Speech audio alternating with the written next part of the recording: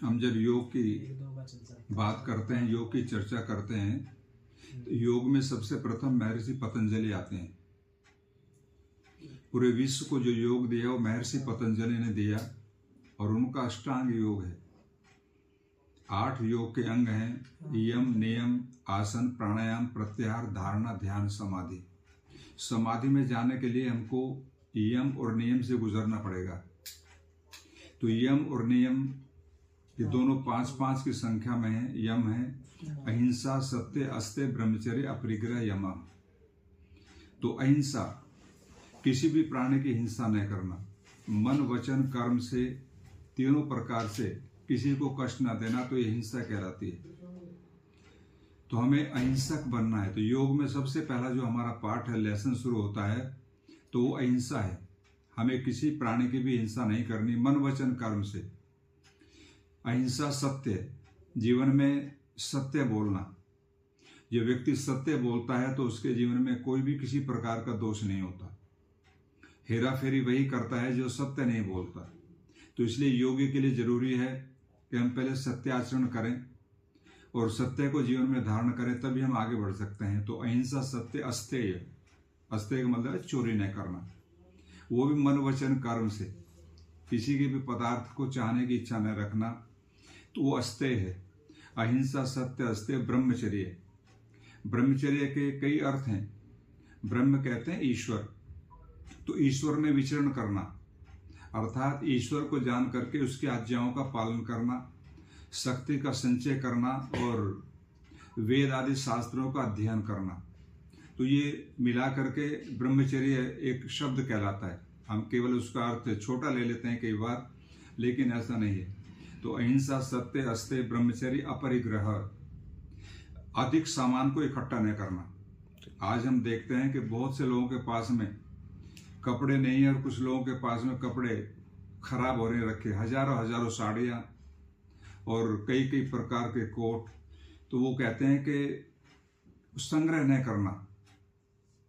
तो संग्रह नहीं करना ये योग के प्रथम पाठ में आता है। तो जो संग्रह करेगा इसका मतलब फिर वो मानवता की परिधि से बाहर हो जाएगा। तो अहिंसा, सत्य, अस्तेय, ब्रह्मचर्य, अपरिग्रह, यम। तो ये 5 यम है। जो योग की धारा में आगे बढ़ना चाहता है तो ये उसको फॉलो करने पड़ेंगे। फिर दूसरा आता है नियम, यम और नियम। कई बार लोग कहते हैं हमने नियम ले लिया, लेकिन नियम का मतलब है इन नियमों को फॉलो करना। शौच, संतोष, तप, स्वाध्याय और ईश्वर प्रणिधान। शौच कहते हैं शुद्धिकरण। जैसे हम डेली देखते हैं, अपने शरीर से के बारे में चिंतन करता है योगी, और वह देखता है कि मैं प्रतिदिन इस शरीर को साफ रखना चाहता हूँ, स्नान करता हूँ, इसको साबुन भी लगाते हैं, क्रीम पाउडर भी लगाते हैं, लेकिन फिर भी ये मैला है, इसके अंदर से गंदगी समाप्त नहीं होती। 24 आवर्स हमारी बॉडी के अंदर से गंदगी बाहर जा रही है। तो वो अपने शरीर से भी वो फिर अट्रैक्शन नहीं रखता। तो जब अपने से नहीं रखता तो वही गंदगी सबके शरीर से बह रही है, तो उसको वैराग्य का भाव हो जाता है। तो वो फिर संसार से वैराग्य का भाव लेकर के ईश्वर की तरफ जाना चाहता है। तो ये शौच है। पवित्रता के साथ आंतरिक और बाह्य दोनों प्रकार की सोच रखना। शौच, सफाई, क्लीनिंग जिसे कहते हैं। तो शौच, संतोष। संतोष कहते हैं कि जो परमात्मा ने हमें दिया है, हमने जो पुरुषार्थ किया, अथक पुरुषार्थ करने के बाद हमें जो मिला, उसमें संतुष्ट रहना, वो संतोष है। एक विद्यार्थी बहुत कम मेहनत करता है तो उसके मार्क्स भी वैसे ही आएंगे, लेकिन वो कम मेहनत करने के पश्चात में ज्यादा नंबर चाहता है तो ऐसा तो मिलेगा नहीं। अगर ज्यादा मार्क्स चाहिए तो उसको मेहनत करनी पड़ेगी। तो वो उसको संतोष उसे कहते हैं जो अथक पुरुषार्थ करने के बाद में हमें जो प्राप्त हुआ उसमें हमें संतोष करना। तो शौच, संतोष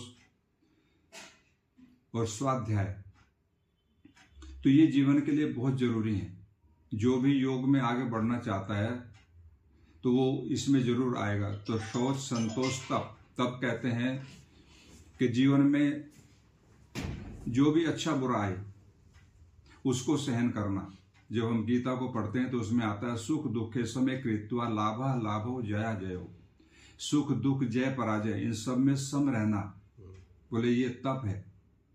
आज हम देखते हैं कि कुछ लोग पानी के बीच में खड़े हो जाते हैं या चारों तरफ अग्नि जला लेते हैं, बोले हम तप कर रहे हैं। वो तप नहीं, हो तो मूर्खता है।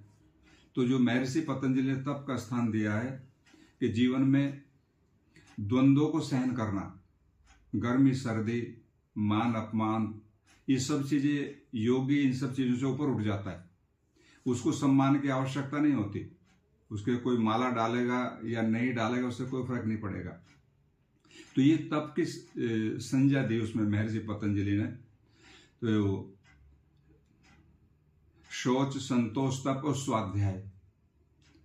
स्वाध्याय कहते हैं कि अच्छे साहित्य को पढ़ना, जो ऋषियों के ग्रंथ हैं जो प्रामाणिक हैं। आजकल बहुत सी पुस्तकें लोगों ने लिख दी, लेकिन उनको जब तक हम वैदिक साहित्य से उसको टैली नहीं करेंगे तो वो प्रामाणिक नहीं माना जाएगा। तो इसलिए स्वाध्याय करना, अपना भी स्वाध्याय करना कि मैं कौन हूं, संसार में किस लिए आता, क्या खाने पीने के लिए आता। हम देखते हैं संसार के अंदर बच्चों को जन्म देना और खाना पीना पशु पक्षी सब कर रहे हैं, कोई अंतर नहीं ऐसा। तो केवल मनुष्य ही एक ऐसा प्राणी है कि जो कर्म भी करता है और भोग भी भोगता है। तो ये ऊपर भी जा सकता है, इसका डिमोशन भी हो सकता है और प्रमोशन भी हो सकता है। तो इसलिए जीवन में हमें स्वाध्याय करना और अपना भी स्वाध्याय अध्ययन चिंतन करना। जैसे मैं बच्चों के बारे में बता रहा था ना, अभी वो ऐसे पढ़ लेते हैं, तो एक चिंतन के द्वारा मेडिटेशन से तो हमें अपना चिंतन करना। फिर ईश्वर प्रणिधान। तो ईश्वर प्रणिधान कहते हैं कि ईश्वर के प्रति समर्पित हो जाना। हमने जिसको जान लिया कि इस जो यूनिवर्स है, जो सृष्टि है, इसको बनाने वाला कोई एक कारीगर है, जिसे हम ईश्वर भी कहते हैं। कुछ लोग उसको अल्लाह के नाम से पुकारते हैं, कोई और भिन्न भिन्न नामों से पुकारते हैं।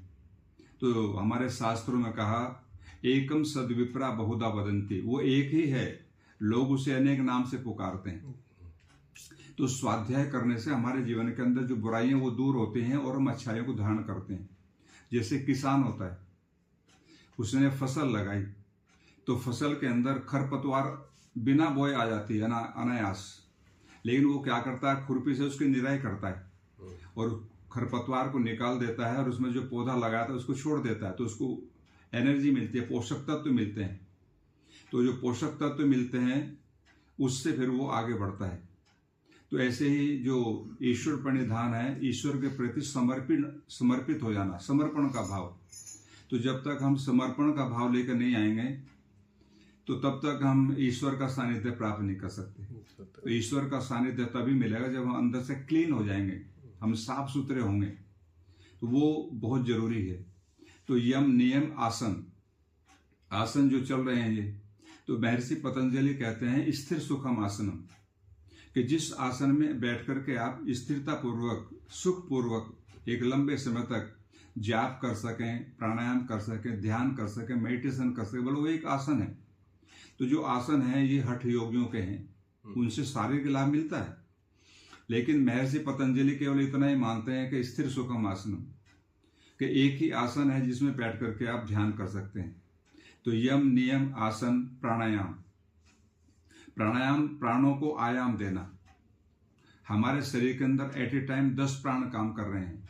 प्राण अपान समान उदान व्यान नाग कूर्म क्रिकल देवदत्त और धनंजय।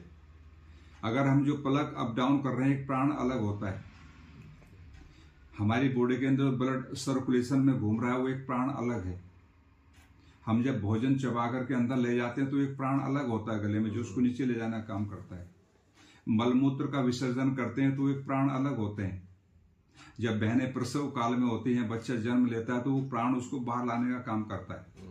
तो ये 5 प्राण है और 5 उप प्राण है।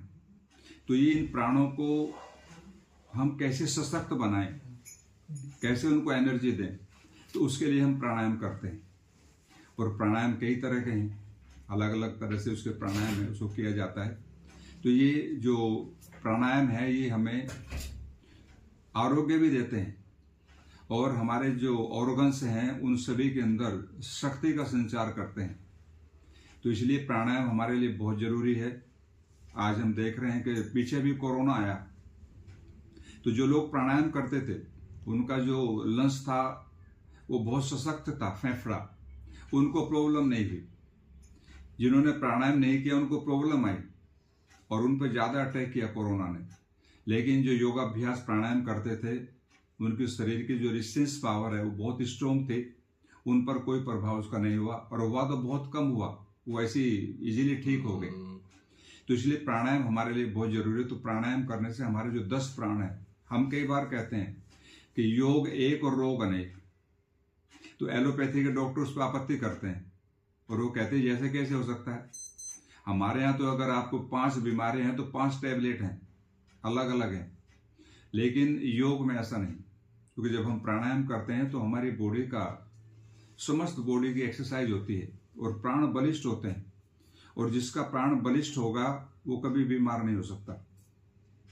तो इसलिए हम कहते हैं कि योग एक और रोग अनेक। कितने भी बीमारी हैं, आप प्राणायाम करेंगे, योगाभ्यास करेंगे तो आपकी बॉडी की रोग प्रतिकारक क्षमता बढ़ जाएगी, और वो जब बढ़ जाएगी तो कोई भी बाहरी विषाणु हमारे ऊपर आक्रमण नहीं कर सकता।